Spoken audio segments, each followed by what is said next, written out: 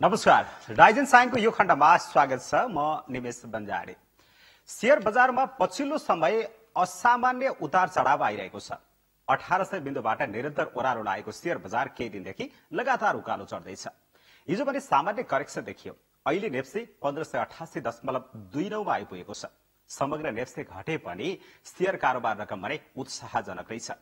सामान्यतया कम्पनीका आर्थिक सूचकले सो कम्पनीको शेयर मूल्यमा उतार चढाव आउँछ, तर नेपाली शेयर बजार अझै पनि हल्ला र केही व्यक्तिको पकडबाट चलिरहेको छ भन्ने आरोप पनि लाग्ने गर्दछ। दिनौ अरबौंको कारोबार हुने यो बजार अझै पनि विस्तार र चुस्त नीतिको पर्खाइमा छ।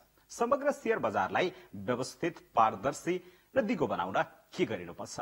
किन साधारण हल्ला र व्यक्तिका अफवाहले शेयर बजारलाई असन्तुलित बनाउँछ? हिजो मात्र 2 अर्ब भन्दा माथि शेयर कारोबार भएको यो बजार अब कता जान्छ? शेयर बजार अब कसरी अगाडि बढ्ने सम्भावना छ?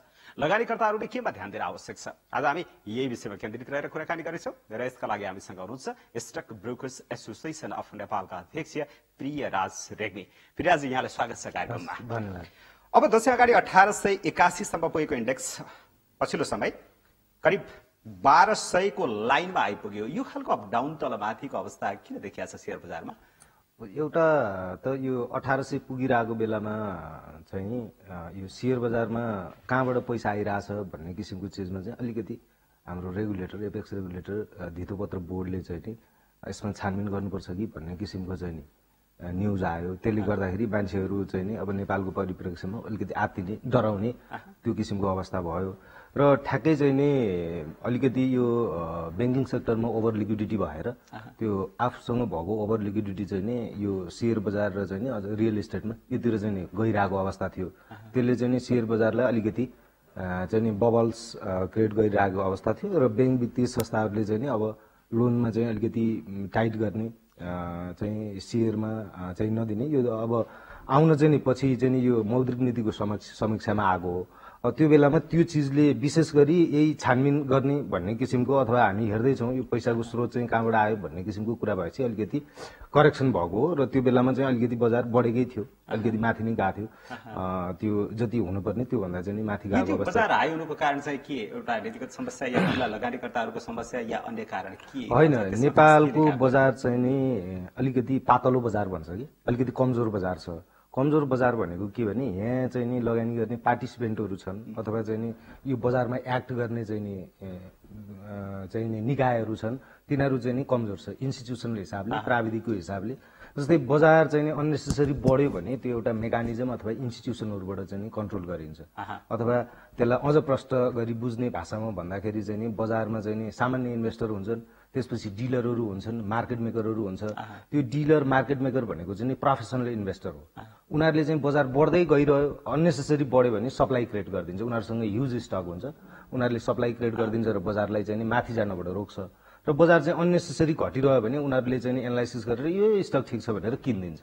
अनि त्यसले चाहिँ नि बजार चाहिँ अननेसेसरी तल जानलाई चाहिँ नि रोक्छ। अब जहिले पनि यो इन्डिभिजुअल इन्भेस्टर अथवा साना इन्भेस्टर भनेको कमजोर हुन्छ, नलेजका हिसाबले, पैसाका हिसाबले सबै चिजले कमजोर हुन्छ। उनीहरू चाहिँ बढी चाहिँ इन्फर्मेसन, यो बाहिर आउने हल्ला र लहैमा चाहिँ नि अब उनीहरू चाहिँ के भने घटेको बेलामा किन्दैन, जब बढ्न लाग्यो अनि बढ्छ भनेर किन्छ। अब त्यो कारणले गर्दाखेरि चाहिँ अलिकति यो इन्स्टिट्युसनहरूको चाहिँ नि यो बजारमा चाहिँ इन्ट्रोड्युस नभएको अथवा तिनीहरूले एक्ट गर्न नसकिरहेको अथवा आउन नसकेको कारणले गर्दाखेरि चाहिँ अलिकति समस्या भइरहेछ बजार। अनि यस्तोमा ठुला लगानीकर्ताहरूले बढेको बेलामा चाहिँ बेचिदिने, घटेको बेलामा किनिदिने, यो खालको अपडाउनमा उनीहरूको हात हुन्छ कि हुँदैन? अब त्यो त स्मार्ट इन्भेस्टरले अथवा चाहिँ जसले बजार बुझाएको छ, यसको डाइनामिक्स बुझाएको छ, तिनले त गरिहाल्छन् होइन, त्यसैले कमाइ पनि रह हुन्छ। तर जुन साना इन्भेस्टर हुन्छ त्यो मासमा त साना इन्भेस्टर हुन्छ नि होइन, अब तिनीहरूको चाहिँ के भने बढ्न थाल्यो भने किन्न आउँछ, घट्न थाल्यो भने बेच्न जान्छ कि। ठ्याक्कै उनीहरूको साइकोलोजी अथवा उनीहरूले गर्ने एक्ट चाहिँ नि हाम्रो एक्सपिरियन्समा चाहिँ उल्टो छ। त्यो घटुन्जेल उसले किन्दैन होइन, अझ घट्छ भनेर पर्खन्छ, अनि जब बढ्न थाल्छ अनि भिड लाग्छ। अनि यसमा मार्केट मेकरहरूको भूमिका चाहिँ हुँदैन? उनीहरू ट्रेडरको रूपमा नेपालमा चाहिँ मार्केट मेकर डिलरहरू इन्ट्रोड्युस नै भएको छैन। यो इन्टरनेसनल बजारमा चाहिँ यस्तो हुन्छ, उनीहरूले कन्ट्रोल गर्छ। अब त्यो इन्ट्रोड्युस नभए भएर चाहिँ नि यही साना इन्भेस्टर र चाहिँ नि यो चाहिँ नि जति पनि चाहिँ नि अनअर्गनाइज छ भनौँ न, चाहिँ इन्डिभिजुअल लेभलबाट आउने इन्भेस्टर मात्रै भएको कारणले गर्दाखेरि चाहिँ त्यो समस्या हो। अब यहाँ त्यो इन्ट्रोड्युस छैन। अब यो माथि 81 किन गयो, 1818 को लाइनमा किन गयो भनिसकेपछि फेरि एकाएक तल पनि झर्यो नि, 1200 को लाइनमा पनि आइपुग्यो भने यसको कारण चाहिँ के? होइन, अफवाह मात्रै होइन। अलिकति चाहिँ नि के भने यो राष्ट्र ब्याङ्कले चाहिँ नि ब्याङ्क वित्तीय संस्थाको वित्तीय स्थायित्वको लागि चाहिँ नि 2 अर्ब पुँजीलाई चाहिँ 8 अर्ब बनाउने भन्यो। त्यो गर्दाखेरि चाहिँ नि हजुरको 2 अर्बबाट 8 अर्ब पुग्दाखेरि त नम्बर अफ सेयर चाहिँ बढ्ने भयो। अनि इन्भेस्टरहरूले चाहिँ नि राइट सेयर पाइन्छ, बोनस सेयर पाइन्छ भन्दै लगानी गर्दै गए। त्यो पाइन्छ भन्ने अवस्थामा लगानी गर्दै गएको थिए। अब वास्तवमै चाहिँ नि पाउने अवस्था भयो नि, पाउने अवस्था भएपछि बजारमा सप्लाई क्रिएट भयो होइन। पहिला चाहिँ पाइन्छ भनेर भन्दाखेरि सेयर चाहिँ नि लिमिटेड सेयर मात्रै थियो, पाइन्छ भन्दै लगानी गर्दै गयो होइन, पाउने आशमा। अब जब चाहिँ बजारमा चाहिँ सप्लाई नै आउन थाल्यो नि, त्यो प्राप्त भएर आउन थाल्यो नि, त्यसले चाहिँ नि बजारमा चाहिँ प्रेसर क्रिएट अनि घटेर थियो। 1200 को लाइनमा जानुमा जस्ट ब्याङ्कहरूले त्यो पुँजी 8 अर्ब पुर्याउनु नै कारण रह्यो, त्यति मात्रै? अरू लगानीकर्ताको बढ्ने कारण अरू फ्याक्टरहरूले गरे कि गरेन? बढ्दै गयो। अनि त्यसपछि त्यो जति बजार बढ्न पर्ने हो त्योभन्दा अलिकति बेसी नै बढ्यो होइन। इन्सुरेन्स कम्पनीहरूको नि पुँजी वृद्धि हुन्छ भन्ने चाहिँ नि हल्ला भयो होइन। चाहिँ अब पुँजी वृद्धि हुन्छ, नम्बर अफ सेयरहरू बढ्छ, 1 सेयर किन्यो भने 5 सेयर पाइन्छ, 4 सेयर पाइन्छ भन्ने किसिमको त्यो एक्सपेक्टेसनमा लगानी गर्दै गयो। बीचमा चाहिँ अलिकति चाहिँ यही चाहिँ नि सेयर बजारमा आएको पैसा चाहिँ कहाँबाट आइरहेछ यो चाहिँ हेर्नुपर्छ भन्ने किसिमको अवस्था भयो। त्यसले अलिकति करेक्सन गर्यो र जुन चाहिँ नि मौद्रिक नीतिको समीक्षा गर्दाखेरि चाहिँ नि जुन ब्याङ्क वित्तीय संस्थाले चाहिँ नि सेयर धितोको कर्जामा चाहिँ नि दिएको चिजको चाहिँ नि क्याप चाहिँ 50% मात्रै बनाइदिनु भयो राष्ट्र ब्याङ्कले आफ्नो नीति परिमार्जन गरेर। र चाहिँ बजारमा एकाएक लिक्विडिटी चाहिँ नि क्राइसिस भयो होइन। लिक्विडिटी क्राइसिस भन्दा पनि क्रेडिट क्रन्च त्यस्तो अवस्था सिर्जना भयो। त्यसले गर्दाखेरि थप लगानी चाहिँ नि यो शेयर बजारमा चाहिँ नि लगानी चाहिँ नि निरुत्साहित हुने चाहिँ नि अवस्था पोलिसी लेभलबाटै आयो, तिमीहरूले गर्नुपर्छ भन्ने अवस्था भयो। अब यो समग्र कारणले गर्दाखेरि चाहिँ नि के भने मान्छेले आफ्नो मात्रै पुँजीले त लगाउँदाखेरि त उसको चाहिँ नि पर्चेजिङ क्यापासिटी चाहिँ बढ्न सक्ने अवस्था भएन। अब त्यसो भए तपाईँले यो सबै बजारको दृष्टान्त दिइरहँदाखेरि अहिले जुन उत्साहवर्धक कारोबार देखिन थालेको छ, केही बढ्दो अवस्थामा छ, अब बजार सन्तुलित रूपमा अगाडि बढ्न खोजेको हो, त्यसो भए यसरी बुझ्ने लगानीकर्ताहरूले अब ठिकै छ? अहिले ठ्याक्कै यो 2-4 दिनकै कारोबारलाई हेरेर त्यो भन्न सकिने अवस्था चाहिँ छैन। अहिले भनौँ न यसलाई चाहिँ एउटा ट्रेन्ड बनाउन अथवा चाहिँ नि अब यो चैतबाट चाहिँ करिब सिजन सुरु हुन लागेको त हो। अघिल्लो वर्षमा पनि यो बेलाबाट चाहिँ करिब बजार बढ्ने चाहिँ नि मुडमा अथवा यो बेलाबाट चाहिँ बजार बढ्न थाल्ने अवस्था हो। अहिले 81 चाहिँ के भयो भने चुनाव हुन्छ भन्ने चाहिँ एक किसिमको माहौल थियो होइन। माहौल थियो, अहिले बनिरहेको थियो। त्यो बेलामा चाहिँ चुनाव हुन्छ, चुनाव भएपछि संविधान कार्यान्वयनको चाहिँ अवस्थामा जाने र त्यसले चाहिँ समग्र अरू नीतिहरूलाई, राजनीति राम्रो हुँदाखेरि अरू नीतिहरूलाई चाहिँ प्रभाव पार्छ र आर्थिक चिज पनि राम्रो हुन्छ भन्ने किसिमको अवस्था थियो। त्यसै अवस्थामा चाहिँ नि के भने यो हाम्रो धितोपत्तो दलाल व्यवसायहरू चाहिँ नि भ्याली बाहिर, यो बजार चाहिँ त भ्यालीमा मात्रै चाहिँ नि सीमित थियो, खुम्चिरहेको थियो। अलिअलि पोखराबाट हुन्थ्यो, विराटनगर धरानबाट हुन्थ्यो। अहिले चाहिँ नि के भने स्टक एक्सचेन्जले अनुमति दिएसँगै चाहिँ नि धितोपत्तो दलाल व्यवसायहरू चाहिँ नि कति बाहिर गएको अवस्था छ, कति जान्छ भन्ने अवस्था छ। अब चाहिँ नि यहाँ पोखरा र काठमाडौँमा मात्रै चाहिँ नि यो दोस्रो बजारको चाहिँ पहुँच भएको अवस्थामा त अब सम्भावित देशका चाहिँ नि सहरहरू सबै ठाउँमा चाहिँ नि पहुँच हुने भयो। त्यसले गर्दाखेरि चाहिँ के भने नेपाल यहाँ काठमाडौँमा बस्ने अथवा जहाँ बजार चलिरहेछ त्यहाँका इन्भेस्टरलाई ओहो अब त यो बजारको चाहिँ पहुँच बढ्यो, त्यहाँबाट डिमान्ड क्रिएट हुन्छ भन्ने एक्सपेक्टेसनमा चाहिँ नि अलिकति चाहिँ नि बाई चाहिँ नि बजारमा चाहिँ नि खरिद गर्न चाहिँ नि मान्छेहरू उत्साहित भएको चाहिँ अवस्था छ। के भने त्यो वास्तवमै शाखामा गएर चाहिँ नि खरिद चाहिँ नि नोमिनल मात्रामा भयो, तर चाहिँ नि अब के हुन्छ भने अब 1-8 महिनामा चाहिँ नि नेपालभरि चाहिँ सबै ठाउँमा पुग्छ, त्यसपछि त्यहाँबाट बाई क्रेट आउँछ, त्यसपछि बजार बढ्छ भन्ने एक्सपेक्टेसनमा आजैदेखि मान्छेहरू चाहिँ खरिद गर्न थाले। वैशाख 15 सम्म त तपाईँले बाहिर खोल्नुपर्ने शाखाहरू त खोलेर सकिसक्नुपर्ने सकेर होइन, वैशाख 15 सम्मको समय दिएको छ। त्यसो भए यो अब उत्साहजनक माहौल क्रिएट भएको हो, त्यसो यो मंगलबार मात्रै 3 पटकसम्म सर्किट ब्रेकर लगाएर चाहिँ बजारै बन्द गर्नुपर्ने लगानीकर्ताको त्यति धेरै उत्साह भनेको अब ठिकै लाइनमा आयो बजार, शेयर बजार चाहिँ। अस्तिकै त्यही इन्सिडेन्टलाई मात्रै हेर्ने भने चाहिँ नि बजारमा त्यस्तो हुन चाहिँ पर्थेन, त्यस्तो हुनुपर्ने कारण चाहिँ थिएन। किन एकाएक? त्यो त्यही भने नि मैले अघि नैदेखि भनिरहेको छु, हामी कहाँ चाहिँ नि प्रोफेसनल इन्भेस्टरहरू छैनन् होइन, बजारलाई कन्ट्रोल गर्ने मेकानिजम छैन, इन्स्टिट्युसनहरू इन्ट्रोड्युस भएको छैन, संस्थागत लगानीकर्ताहरू कम छन् होइन। इन्डिभिजुअल लगानीकर्ताको नेचर चाहिँ के हुन्छ भने मैले अहिले नै भनिसकेँ यहाँलाई, त्यो चाहिँ बढ्न लाग्यो भने ऊ चाहिँ एकदम आत्तिएर अब मेरो रेलै छुट्यो भनेर सेयर किन्न थाल्छ होइन। अब घट्न लाग्यो भने ओहो यहाँ त बर्बाद हुने रहेछ भनेर चाहिँ नि भागो पनि बेचेर निक्लिन खोज्छ। त्यो ट्रेडर्सहरू पनि बढी भए र चाहिँ नि धेरै बजारमा चाहिँ नि यो बुझेको मान्छे अथवा एनालाइसिस गर्ने अलिकति प्यासन राख्ने मान्छेहरू पनि चाहिँ नि कम भए। अब त्यो कारणले गर्दाखेरि त्यो मासले चाहिँ नि ड्राइभ गरेको हो। अब बिस्तारै चाहिँ नि के भने अब नेपालमा चाहिँ अरू सेक्टरका कम्पनीहरू आउने सम्भावना प्रयत्न त भइरहेछ, गभर्मेन्ट लेभलबाट पनि भइरहेछ, हाम्रो रेगुलेटरले पनि काम भइरहेछ, तर त्यो आउने सम्भावना कम। अब यो बैंक वित्तीय संस्थाको पुँजी पनि त असारसम्ममा त जति पुर्याउनु पर्ने हो पुर्याइसक्ने हो।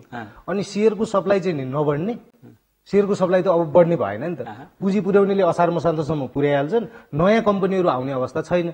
तर अब पुँजी बजार चाहिँ नि क्षेत्रगत रूपमा चाहिँ नि देशभरिका सम्भावित ठाउँहरूमा जाँदाखेरि चाहिँ नि अलिकति त्यहाँको जनताले अथवा त्यहाँका चाहिँ इन्भेस्टरहरूले चाहिँ यसको डिमान्ड गर्दाखेरि अलिकति चाहिँ नि बजारलाई ब्यालेन्स गर्न चाहिँ नि अथवा चाहिँ नि घट्ने अवस्था चाहिँ नि सिर्जना हुनबाट चाहिँ रोकिन्छ कि भन्ने चाहिँ नि अपेक्षा छ।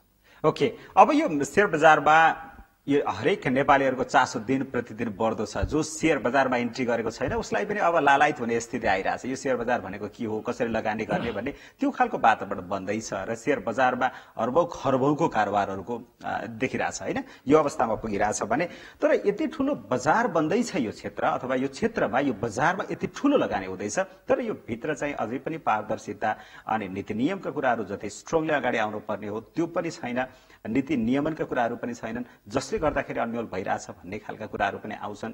यो किन होइन? अब यसमा चाहिँ नि अब अलिकति भूमिका त रेगुलेटरको हुने हो, सरकारको पनि प्राथमिकतामा परेन भन्ने लाग्छ होइन। सरकारको प्राथमिकतामा परेको भए अब यो चाहिँ नि रियल सेक्टरका कम्पनीहरू यहाँ आउने अथवा चाहिँ नि अहिले चाहिँ नि के भने म्यान्डेटरी हिसाबले चाहिँ नि बैंक वित्तीय संस्था र इन्सुरेन्स जो चाहिँ उसको रेगुलेटरले अथवा चाहिँ नि जुन चिजलाई म्यान्डेटरी गरिरहेछ त्यो मात्रै आइरहेछ। यहाँ इन्भेस्टरलाई अप्सन पनि छैन होइन, लगानी गर्ने चाहिँ नि अप्सन चाहिँ नि कि ब्याङ्कको सेयर किने कि इन्सुरेन्सको किने, अहिले बिस्तारै हाइडोको सेयरहरू आएको छ।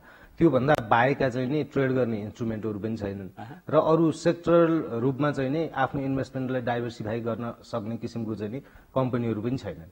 अब यसमा चाहिँ नि अलिकति त अब सरकार र चाहिँ नि रेगुलेटर अब बजार सञ्चालक भनौँ न, चाहिँ बजार सञ्चालकले अरू चाहिँ नि सेक्टरल रूपमा चाहिँ कम्पनीहरू नआउँदा नि चाहिँ नि डेरिभेटिभ इन्डेक्स फन्डहरू अप्सनहरू यो चाहिँ नि इन्ट्रोड्युस गर्न सक्थ्यो। त्यसले चाहिँ नि अलिकति अथवा बन्ड मार्केटलाई चाहिँ नि यसलाई चाहिँ अलिकति प्रोत्साहन गर्न सक्ने अवस्था हुन्थ्यो। त्यो पनि हुन सकिरहेको अवस्था छैन। होइन, यो कुराहरू त नयाँ लगानीकर्ताहरूको लागि रहे, तर भइरहेको कुराहरूमा पनि प्रपर म्यानेजमेन्ट भएन, व्यवस्थापन भएन। कहिलेकाहीँ साइट नै ह्याकिङ हुने कुराहरू, अनि कहिलेकाहीँ चाहिँ केही निश्चित व्यक्तिहरूले चाहिँ पहुँच जमाउँछन् भित्र भन्ने खालका बाहिरका आउने कुराहरूले गर्दाखेरि पनि त अप्ठ्यारो पारिरहन्छ नि लगानीकर्ताहरूलाई।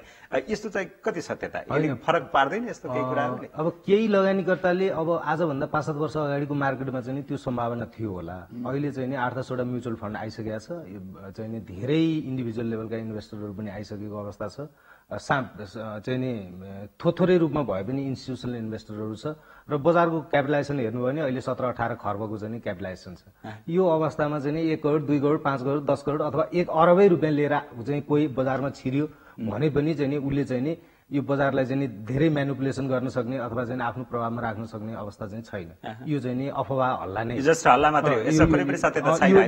चाहिँ नि सम्भावनै छैन। किनभने यत्रो क्यापिटलाइजेसन छ, दिनमा चाहिँ नि 2.5 खर्बको चाहिँ नि कारोबार हुन्छ। कसैले चाहिँ नि सेयर बेच्नु पर्यो भने आफ्नो सम्पत्ति नै बेच्नु पर्यो नि कम मूल्यमा, घटाउन चाह्यो भने अथवा बढाउन चाह्यो भने उसले पैसा हालेरै किन्नु पर्यो। 3 दिनभित्र त उसले पैसा तिर्नै पर्छ।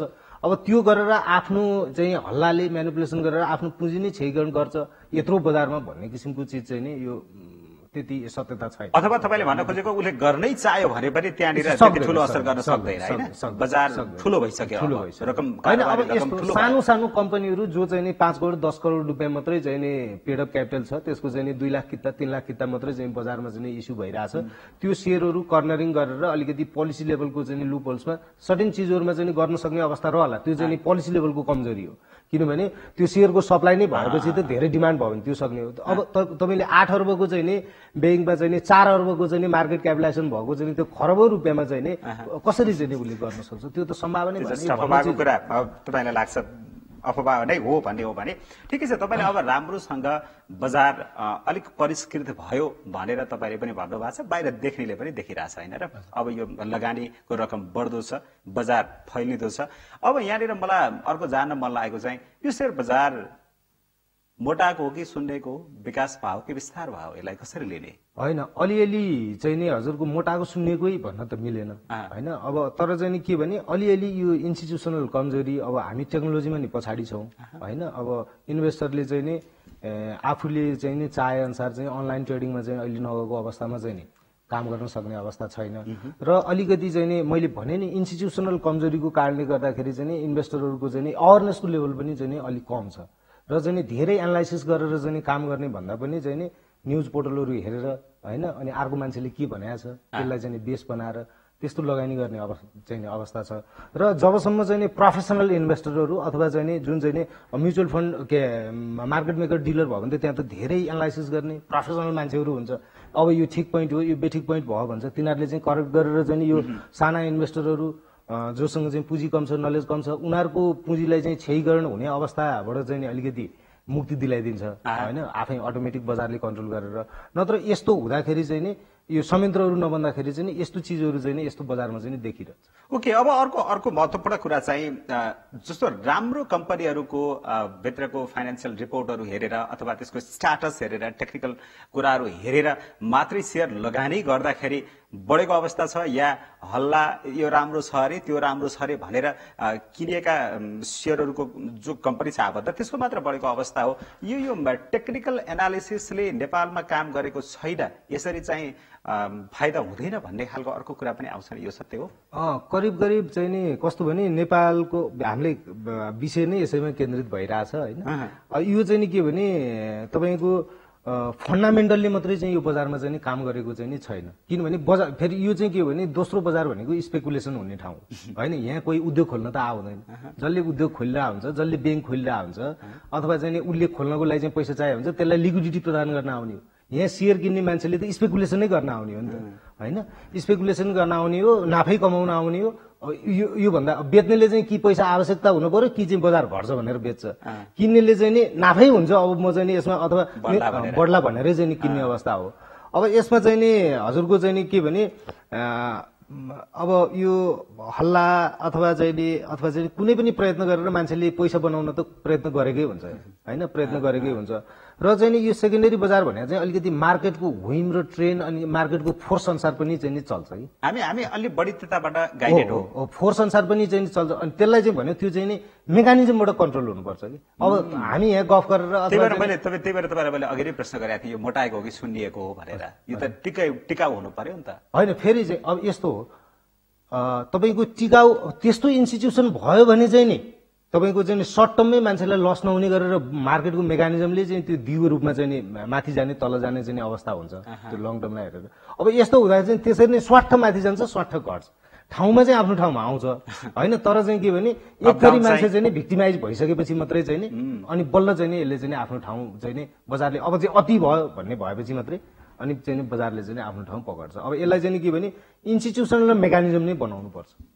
अनि यो रेगुलेटिङ बोर्डहरू अथवा निकायहरूले चाहिँ गरेको काम प्रभावकारी हुन नसक्नुको कारण के त? यसलाई साँच्चै मोटाएको गराउन, साँच्चै विकास भएको बनाउन किन काम हुन सकिरहेको होइन? यसमा चाहिँ नि यस्तो थियो, पहिला त अब यसको एपेक्स रेगुलेटर भनेको चाहिँ नि धितोपत्र बोर्ड हो होइन। बजार सञ्चालक अथवा चाहिँ नि हामीलाई कारोबार गर्न प्लेटफर्म दिने चाहिँ नि नेपाल स्टक एक्सचेन्ज हो। अब नेपाल स्टक एक्सचेन्ज चाहिँ हेर्नु सरकारी ओन छ, त्यहाँ चाहिँ नि यो अनलाइन ट्रेडिङ ल्याउने भनेर कति वर्ष पहिलादेखिको चाहिँ नि इस्यु भर्खर अहिले चाहिँ नि अलिअलि काम हुन थाल्यो भन्ने चाहिँ नि सुन्नमा आछ होइन। अब त्यहाँबाट चाहिँ नि प्रपरली चाहिँ बजारको डेभलपमेन्टको लागि चाहिँ नि काम हुन सकिरहेको अवस्था छैन। अहिले मान्छेहरू धेरै स्मार्ट भइसक्यो नि होइन, मान्छेहरू अमेरिकाको कुरा गर्छ, जापानको कुरा गर्छ, अनलाइनमा चाहिँ गर्छ, फेसबुक चलाउँछ, सब चिजहरू चाहिँ नि अब त्यो एक्सपेक्टेसन चाहिँ नि यहाँको इन्भेस्टरहरूको छ। तर चाहिँ हाम्रो बजार सञ्चालक चाहिँ नि उही चाहिँ नि 20 वर्ष पहिलाको चाहिँ नि त्यो चिजमा चाहिँ नि बसिरहेछ। त्यो कारण चाहिँ के भने त्यो सरकारी ओन चाहिँ नि स्टक एक्सचेन्ज छ, त्यसले प्रपरली चाहिँ नि काम गर्न सकिरहेको छैन, बजारको डेभलपमेन्टको लागि चाहिँ काम गर्न सकेको छैन। अब त्योभन्दा माथि नीति नियम बनाउने चाहिँ नि धितोपत्र बोर्ड छ। अब एउटा चाहिँ नि त्यसको स्वायत्तताको कुरो छ, उसले चाहिँ नि जे चिज गर्नु पर्यो भने नि मन्त्रालयमा चाहिँ नि जानुपर्ने, त्यहाँबाट स्वीकृत गरेर लिएर आउनु पर्ने चाहिँ अवस्था छ, नीतिगत झमेला छ। अर्को चाहिँ नि त्यहाँ पनि म्यान पावरको चाहिँ नि कमी थियो, भर्खरै चाहिँ नि त्यहाँ चाहिँ नि म्यान पावरहरू आएको चाहिँ नि अवस्था छ। होइन यो सबै चिजहरूले गर्दाखेरि चाहिँ नि अब केही प्रयत्नहरू चाहिँ नि भइरहेछन् तर अब चाहिँ नि के भने अब विगतका चाहिँ 8-10 वर्ष चाहिँ नि त्यहाँ धितोपत्र बोर्डबाट पनि नीतिगत रूपमा चाहिँ नि त्यस्तो ठुलो चाहिँ नि फड्को मार्न सक्ने अवस्था थिएन अहिले चाहिँ अलिअलि चाहिँ नि भइरहेको अवस्था छ तर चाहिँ नि त्यो चाहिँ नि बजारको एक्सपेक्टेसन अथवा चाहिँ जति पर्याप्त हुनुपर्ने त्यो चाहिँ नभएको अवस्था छ त्यसो भने नीति नियमहरू राम्रा प्रपर बनाउने र यसलाई ध्यान दिएर बनाउने र अर्को कुरा रेगुलेट गर्ने बडीहरूले पनि प्रपर काम गर्ने हो भने यो बजार अझै विकास हुन्छ यसरी सम्भावना त धेरै छ नि त्यसो राम्रो सम्भावना छ नेपालमा अब जाउँ त कहिलेकाहीँ कारोबार हेर्यो भने इन्डेक्स चाहिँ घट्ने होइन यो त चाहिँ नि त्यस्तो किसिमको चाहिँ नि अवस्था चाहिँ नि कहिले कहिले यो पिकमा पुगेर चाहिँ फर्केर आउँदाखेरि हुने हो नत्र चाहिँ नि ओभरअलमा चाहिँ नि जब कारोबार रकम बढ्दै जान्छ त्यति बेला इन्डेक्स बढेकै हुन्छ तपाईँले हिजोको चिजलाई चाहिँ देखेर चाहिँ यो भन्नुभयो होला यो चाहिँ बजार चाहिँ अलिकति करेक्सन भएको अवस्थामा होला जब बजार चाहिँ घटिरहेको बेलामा चाहिँ कारोबार घट्दै जान्छ यो चाहिँ बजारको ट्रेन्ड नै हो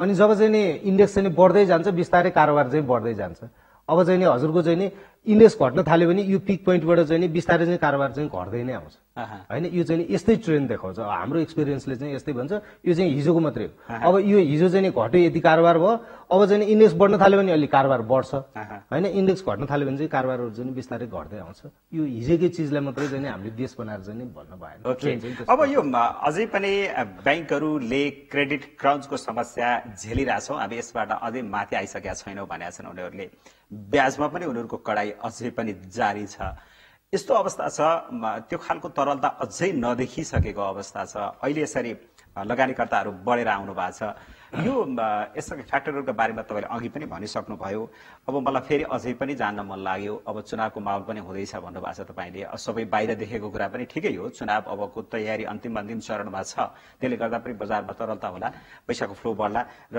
लगानी बढ्ला भन्ने कुरा छ अर्कोतिर चाहिँ तपाईँहरूले जस्तो बाहिर शाखाहरू विस्तार गर्ने काम गरिरहनु भएको छ अथवा यो भइरहेछ सम्बन्धित निकायको पक्षबाट 15 सम्मको टाइम छ शाखा विस्तार गर्न सकिसक्नुपर्ने यसले अब यसको मार्केट अझै बढाउने भयो होइन र यो बजार विस्तार अवश्य हुन्छ यसमा नो डाउट यो त भइहाल्छ होइन यो त कसैले रोक्न सक्ने चिजै होइन नि त्यो चाहिँ नि त्यो स्थानीय स्तरमा चाहिँ नि अहिले चाहिँ सबै चाहिँ नि तपाईँको चाहिँ नि अधिकारदेखि लिएर गएर चाहिँ त्यो राष्ट्रको नीति नै भयो पोलिसी भयो हाम्रो चाहिँ नि अर्थ मन्त्रालयले चाहिँ वित्तीय क्षेत्र र विकास रणनीति भन्ने पास गरेका छ त्यसले पनि चाहिँ यो चाहिँ नि पुँजी बजारमै यसो गर्ने भनेर चाहिँ एउटा गाइडलाइन्स बनाइसकेको अवस्था छ अब इम्प्लिमेन्ट गर्ने एजेन्सीहरूले त्यो गर्दै जाँदाखेरि त्यो त अवश्य नै राम्रो भइहाल्छ है त्यसले राम्रै प्रभाव पार्छ र सामान्यतया माघ फाउनलाई अफ सिजन जस्तो मानिन्थ्यो चैत लागेको छ चैतको अब यो मध्यभागबाट यसको सुधार पनि देखिन थालेको छ अब यसको सङ्केत चाहिँ यो वर्ष सुधार उन्मुख नै होला भन्ने अनुमान गर्न सकिन्छ अब अहिलेको हेर्नुस् है यो 2-3टा चिजहरुमा जब बजार यो नेपालको चाहिँ इकोनोमीको साइज कम्पनीले कमाएको चिजहरु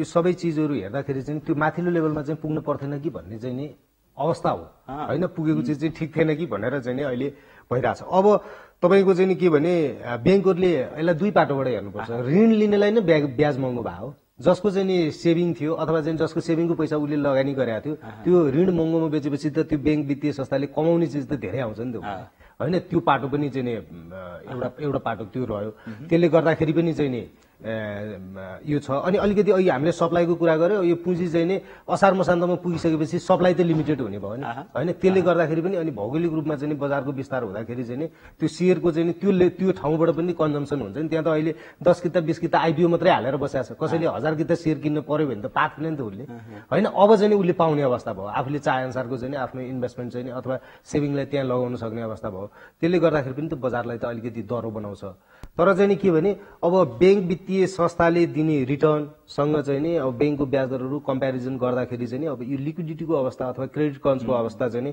कस्तो हुन्छ त्यसलाई पनि चाहिँ नि हेर्नुपर्छ त्यो कतिको सुधार हुन्छ एउटा र जहिले पनि चाहिँ नि शेयर बजारमा बबल्स हुँदाखेरि चाहिँ नि बैंकिङ सेक्टरमा भएको एक्सेस लिक्विडिटी चाहिँ नि यो बजारमा चाहिँ नि फ्लस भएको थियो कि अथवा यहाँ आएर चाहिँ नि लगानी गराएको अथवा जो पनि इन्डिभिजुअल सर्वसाधारणले चाहिँ नि शेयरमा चाहिँ नि लोन पाइहाल्ने अवस्था थियो त्यो पहुँच थियो अब त्यो घट्दाखेरि चाहिँ नि अथवा त्यो नपाउँदाखेरि चाहिँ नि यसलाई चाहिँ नि बबल्स हुने अथवा चाहिँ नि एक्सेस रूपमा चाहिँ नि अब हाम्रो समय सकिन थाल्यो अन्त्यमा यो हाम्रो कन्भर्सेसन हेरेर बसिरहनुभएका जति पनि दर्शकहरू लगानीकर्ताहरू हुनुहुन्छ उहाँहरूलाई तपाईँको छोटकरीमा सुझाव चाहिँ के अहिलेको बजारमा? होइन, अब नेपालको पुँजी बजारमा चाहिँ नीतिगत रूपमा पनि चाहिँ नि धेरै कामहरू अगाडि बढिरहेछ। हजुरको चाहिँ नि अनलाइन सिस्टम पनि चाहिँ नि ल्याउनलाई चाहिँ अहिले तयारी भइरहेछ, त्यसमा पनि चाहिँ काम भइरहेछ। यसले चाहिँ नि भनौँ न यो चाहिँ लगानीकर्ताको पहुँच चाहिँ नि बढाउने कुरा हुन्छ, ट्रान्सपेरेन्सी ल्याउने कुरा हुन्छ। अब धितोपत्तो दलाल व्यवसायीहरू पनि सम्भावित नेपालभित्रका सम्भावित सहरहरूमा गएर चाहिँ नि स्थानीय स्तरमै चाहिँ नि सेवा पुर्याउने अवस्था छ। अब यसमा चाहिँ नि संयमित भएर अथवा चाहिँ नि तपाईँले इन्भेस्टमेन्ट गर्दै हुनुहुन्छ भने पहिलो दायित्व अथवा तपाईँको चाहिँ नि आफूले एनालाइसिस गरेर के चिजमा लगानी गर्ने छ, डुब्दाखेरि त तपाईँ डुब्ने हो नि त, त्यो चिज त तपाईँले हेर्नु पर्यो। र चाहिँ नि फन्डामेन्टल राम्रो भएको कम्पनीमा अलिकति सेयर बजारमा आएर लगानी गर्दा आजको भोलि नै चाहिँ नाफा भइहाल्छ भन्ने भन्दा पनि अलिकति दीर्घकालीन सोच राखेर होइन मेरो यो चाहिँ इन्भेस्टमेन्ट हो अथवा चाहिँ नि धेरै चाहिँ नि सेयर बजारमा लगानी गरेर त भइहाल्छ नि भनेर जहाँबाट नि पैसा लिएर हाल्ने त्यस्तो चाहिँ गर्न भएन। यसो गर्दाखेरि चाहिँ नि बजारमा राम्रो हुन्छ, तपाईँहरूको लगानी पनि सुरक्षित हुन्छ। आजको समयको लागि यहाँलाई धेरै धेरै धन्यवाद। थ्याङ्क यू, धन्यवाद। हाम्रो पनि कुरा राख्ने मौका दिनु। हस्, धन्यवाद। उहाँ हुनुहुन्थ्यो स्टक ब्रोकर्स एसोसिएसन अफ नेपालका अध्यक्ष प्रियराज रेग्मी। सेयर बजारमा आएको अप डाउनको अवस्था किन र सेयर बजारमा लगानी गर्दा ध्यान दिनुपर्ने कारणहरू के छ र सेयर बजारलाई सुधार्न के गर्नुपर्छ भन्ने विषयमा हामीसँग कुराकानी गर्दै कान्तिपुर समाचार जारी रहनेछ। कान्तिपुर टेलिभिजन हेर्दै गर्नुहोला। नमस्ते।